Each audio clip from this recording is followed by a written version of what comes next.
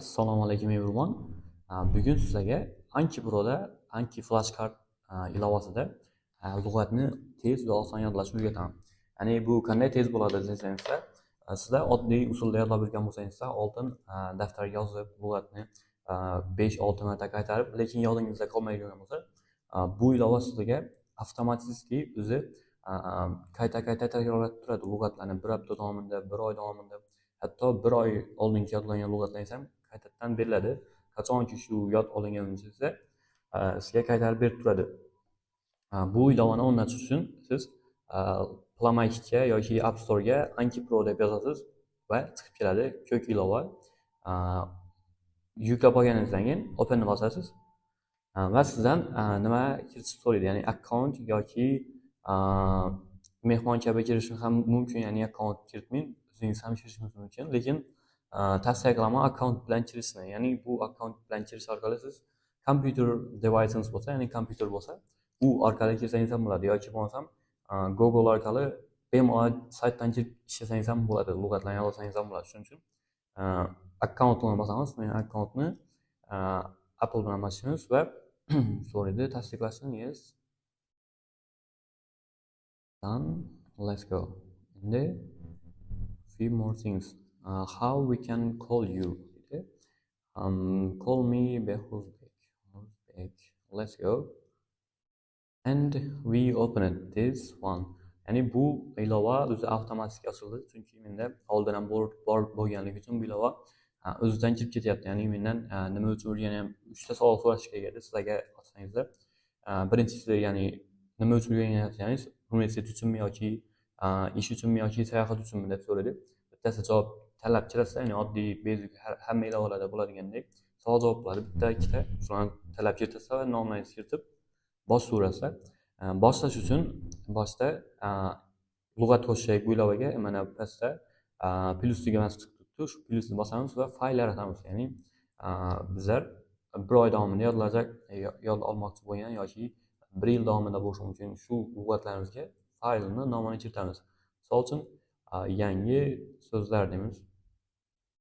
Yangi so'zlar deb ochamiz va bu yerga yaratildi, bitta nima fayl papka yaratildi. Istaganingcha sizlar qo'shsangiz bo'ladi, ya'ni boshqa fayllar, ya'ni bu boshqa fayllarni siz boshqa temada qo'shishingiz mumkin. Ya'ni IELTS temasida qo'shishingiz mumkin. IELTS uchun so'zlar deb qo'shishingiz mumkin. IELTS katta harf yozamiz. IELTS lug'atlar deb yozishingiz mumkin. Yoki bo'lmasam dom specific bo'lishini xohlasangiz, speaking qismi uchun speaking lug'atlar desangiz ham bo'ladi. Ya'ni faqat shunga speaking lug'atlarni kiritasiz, faqat IELTS bo'lsa IELTSdagi lug'atlarni kiritib borasiz, yoki yangi so'zlar bo'lsa, umumiy yangi so'zlar chiqib qolsa yoki yangi so'z yodlab yurgan bo'lsangiz, shu so'zlarni kiritib borasiz. Buni bir misol orqali ko'rsataman. Sizga bir fayl orqali yangi so'zlarga kiritamiz, so'zlarni kiritamiz. Bu yerda sizga chiqadi create generate cards with AI deydi, ya'ni sun'iy intellekt bilan yaratish bor yoki faqat o'zingiz qo'shishingiz bor. Men bu generate cards with AI premium nimalar obunachilar uchun bepul, lekin bizga bepul emas, ya'ni nima to'lashingiz kerak. Shuning uchun add cards tab o'zi oddiy qo'l bola usulda qo'shib ketamiz lug'atlarni. Misol uchun 10-15 ta ketaman va ishlatib ko'rsataman qanday ishlashini. Bu kirganingizdan keyin ikkita tarafi chiqadi, ya'ni birinchi tarafida oldi tarafi deydi, front side va back side, orqa tarafi. Ya'ni lug'atni oldi tarafida nima yozish kerak, ya'ni oldi tarafida misol uchun lug'atni o'zini yozamiz, big degan so'zni yozamiz va orqa tarafiga biza katta degan tarjimasini kiritib qo'yamiz, ya'ni javobini kiritib qo'yamiz. Kichikcha bosamiz, tepadagi mana kichikcha bossak kiritadi. Keyin run degan so'zni bosamiz, yurmoq deganini bildiradi va kichikcha bosamiz, tepadagi kiritib boraveradi o'zi qancha kirsak. Keyin late degan so'zni kiritamiz, kech qolmoq. Va mana pastda nima bor? Shuni qo'shib qo'ysangizlar, sizlarga ikki tarafini ham berib turadi, ya'ni almashtirib beradi. Bir safar kech qolmoq deb bersa, bir safar late ko'rsatadi, ya'ni oldi tarafida late ko'rsatadi. Bu taxmin qilishingiz kerak bo'ladi. Buni qo'shib qo'yaman. Oddiy lug'at bo'lsa qo'shib qo'ygan yaxshiroq. Keyin tepaga ichgan bo'lsamiz va chertaveramiz yana ham.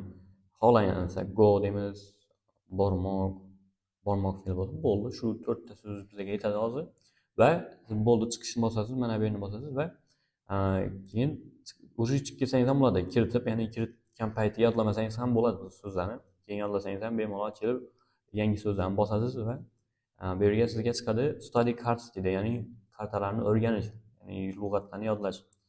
Pastga ko'rib qancha lug'at borligini tekshirib olsangiz ham bo'ladi yoki bu yerda aytadi nechtasi bugunga nechtasini ko'rib chiqishingiz kerakligini, ya'ni to review degani bugun qancha ko'rib chiqqaningizni aytadi, ko'rib chiqqaningizni aytadi va not studied deydi. Bu qo'shish, ya'ni qo'shilgan toza kartalar hali o'rganilmagan, bir marta ham o'rganilmagan deb qo'yadi.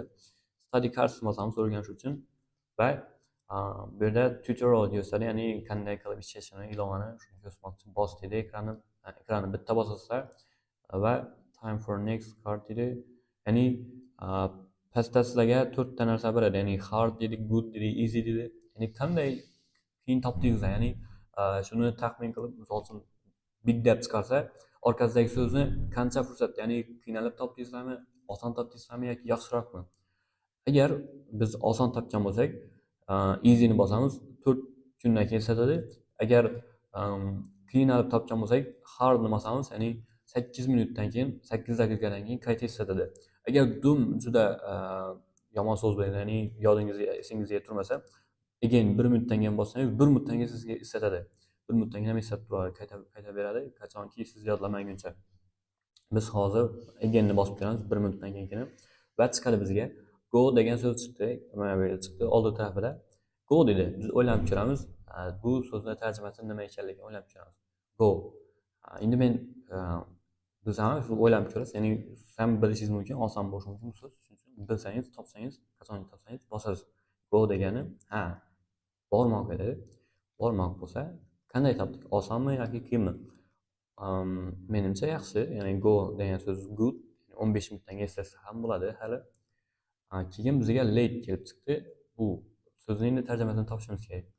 Bizga pastga nima ham bor, klaviatura ham bor. Agar siz tarjimasini yozaman, ya'ni yozib o'rganaman desangiz, kech qolmoq deb yozsangiz ham bo'ladi. Qolmoq. Men har doim shu kech qolmoq, ya'ni yozib yodlayman, chunki yozsangiz esingizda qolib ketadi, ya'ni ilova orqali yozib. Endi chiqdi, javob chiqdi, kech qolmoq dedi. Easymi yoki againmi yoki hardmi? Bu safar easy'ni bosamiz, 4 kunni eslatadi bizga va endi bizga kuni aylantirib berdi. Karta aylantirib ham beradi. Har vaqtdan, ya'ni boyagi tugmani bosib ko'rsangiz aylantirib beradi. Kech qolmoqni qo'shamiz. Kech qolmoq degani nima edi? O'ylab qaraymiz, ingliz tilidagi variantini yozish kerak endi bu yerga. Late dedi. Late yozamiz oldiga va qanday topdik?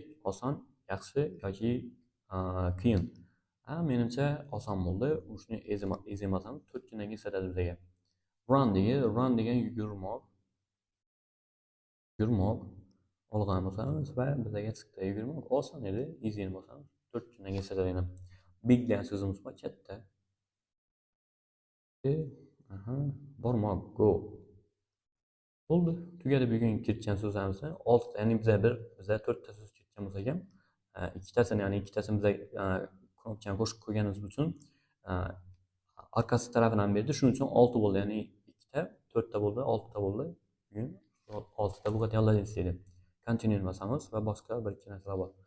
Buni zo'r tarafi sizlarga motivatsiya bilan har kunlik nimalaringizni berib turadi. Ya'ni qancha vaqtdan beri doimiy qilib yurganlaringizni ham ko'rib bilsangiz bo'ladi. Bosh menyuga qaytdi va qarasangiz, bu yerda completed for today deydi. Ya'ni bugun uchun so'zlar tugatildi, yodlandi dedi. Buni afzal tarafi sizga daftarda 50 marta qaytargandan ko'ra bu yerda bir marta esingizga solib, ya'ni miyani ishlaydida bu yerda, ya'ni taxmin qilasiz qanday so'z edi, ya'ni tarjimasi qanday desangiz yaxshiroq ishlaydi.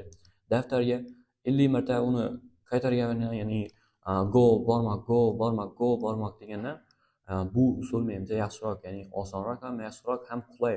Hamma yerda siz maktabda ham, yo'lda ham ishlatib ketaverasiz. Daftar, kitob nima ochib yurmaysiz. Misol uchun tortinadigan bo'lsangiz, maktabda misol uchun do'stlaringiz oldida ham yo'qlab o'tirasiz, bemalol o'yin o'ynagandek zo'r. Keyin yana bitta foydasi bu sizga endi so'zlarni kirasangiz, kirsangina to'laydi deb bugun qaytaradiganlar ham bor va 3 kundan keyin, ya'ni biza bosdik-ku, 4 kundan keyin qaytar dedik-ku, shularni endi 4 kundan keyin, ya'ni 3 kun qo'shilsa bugun bilan 4 kun bo'ladidan 4 kundan keyin sizga eslatadi bu so'zni. Yoki 1 minutdan keyin bossangiz bugungi ham bor, ya'ni bugungi ham qo'shib qo'yadi. Bugungilar qiyin bo'lganlarni bugunga eslatadi. Oson bo'lsa 2-3 kundan keyin, 4 kundan keyin o'zgarib boraveradi. Ya'ni siz so'zni har doim ham 3 kun emas, endi yana bir marta yodlayotganingizda sizga endi variant beradi. 10 kundan keyin eslataylikmi deydi. Ya'ni 10 kundan keyin eslatadigan variantlar ham chiqadi. Shu orqali bu ko'p takrorlamasdan ko'p so'zlar yodlasangiz bo'ladi. Ya'ni bir kunda siz qanchaga lug'at kiritishingizga qarab bog'liq. Ya'ni lekin bir yerni inobat qiling, har doim endi siz kiritganda yangi nima yaratmaslik kerak. Ya'ni har doim yangi narsa yaratmang. Bu minus deyishadi sizga.